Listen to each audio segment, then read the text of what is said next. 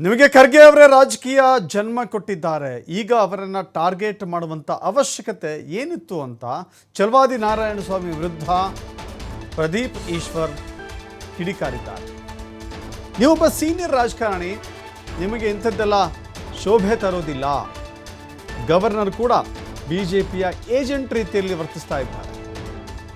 ಸಾಂವಿಧಾನಿಕ ಹುದ್ದೆಗೆ ಗೌರವನೇ ಇಲ್ವಾ? ರಾಜ್ಯಪಾಲರ ವಿರುದ್ಧವೂ ಕೂಡ ಪ್ರದೀಪ್ ಈಶ್ವರ್ ಕಿಡಿಕಾರಿದ್ದಾರೆ. ಈ ಚಲವಾದಿ ನಾರಾಯಣಸ್ವಾಮಿ ಅವರು ಹಿರಿಯ ಲೀಡರ್ಸ್ ಇದ್ದಾರೆ.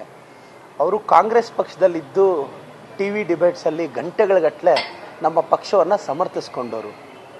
ಮಲ್ಲಿಕಾರ್ಜುನ ಖರ್ಗೆ ಸಾಹೇಬರು ಚಲವಾದಿ ನಾರಾಯಣಸ್ವಾಮಿ ಅವರಿಗೆ ರಾಜಕೀಯ ಜನ್ಮ ಕೊಟ್ಟವರು.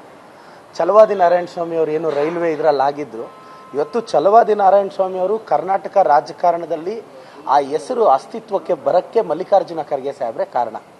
ನಾನು ಚಲವಾದಿ ನಾರಾಯಣಸ್ವಾಮಿ ಅವ್ರು ಕೇಳೋದಿಷ್ಟೇ, ಸರ್ ನೀವು ಸೀನಿಯರ್ ಪೊಲಿಟಿಷಿಯನ್ ಇದ್ದೀರಾ, ಮಲ್ಲಿಕಾರ್ಜುನ ಖರ್ಗೆ ಸಾಹೇಬ್ರನ್ನ ಟಾರ್ಗೆಟ್ ಮಾಡೋ ಅವಶ್ಯಕತೆ ನಿಮಗೇನಿತ್ತು?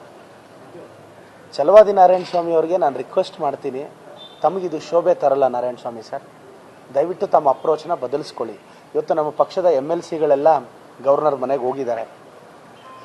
ಗವರ್ನರ್ ಅವರು ಅಷ್ಟೇ BJPಯ ಏಜೆಂಟ್ ಥರ ವರ್ತಿಸ್ತಿದ್ದಾರೆ. ಸಾಂವಿಧಾನಿಕ ಹುದ್ದೆಗೆ ಗೌರವನೇ ಇಲ್ವಾ? ಓಕೆ, ಅವರು BJPಯಿಂದನೇ ಅಪಾಯಿಂಟ್ ಆಗಿರ್ಬೋದು, ಸಾಂವಿಧಾನಿಕ ಹುದ್ದೆಗೆ ಗೌರವ ಇಲ್ಲಿ? ಪ್ರಮಾಣ ವಚನ ತಗೊಂಡಿದ್ದಾರೆ.